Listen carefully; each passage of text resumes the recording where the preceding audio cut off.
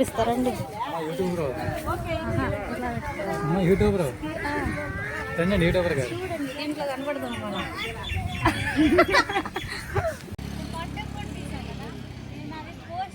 నాతో పాటు మీరు కూడా మహాబలిపురం అయితే ఎక్స్ప్లోర్ చేసేద్దాం రండి. బై ఈ వీడియో వచ్చేసి మా మరిది అయితే చెన్నై వచ్చాడు కదా, సో దగ్గరున్న ప్లేసెస్ చూపిద్దాం అన్నట్టు మహాబలిపురం అయితే సెలెక్ట్ చేసుకున్నాము.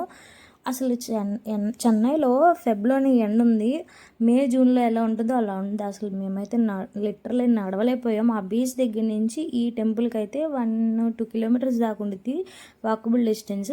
అది చేసేసరికి అయిపోయింది. ఇంకా ఇక్కడ షాపింగ్ చేయొచ్చు గైస్, మీకు ఓపుకుంటే. ఎంత బాగుంది అంటే గవ్వలు కానీ, మహాబలిపురం అనేది ఫేమస్ ఏంటంటే మనం రోళ్ళు అవన్నీ ఉంటాయి కదా, చెక్కుతారు కదా, స్టోన్ అసలు ఎంత బాగున్నాయి అంటే. ఇక్కడ నేను చూపిస్తున్న కప్ వచ్చేసి నేను కొనుక్కున్నది కాదు, ఈ మధ్య ఐస్ క్రీమ్స్ కప్స్ కూడా ఇంత మంచిగా వస్తున్నాయని నేను నిన్నే చూశాను, నచ్చిందని ఇంకా తీసుకొచ్చేసాను.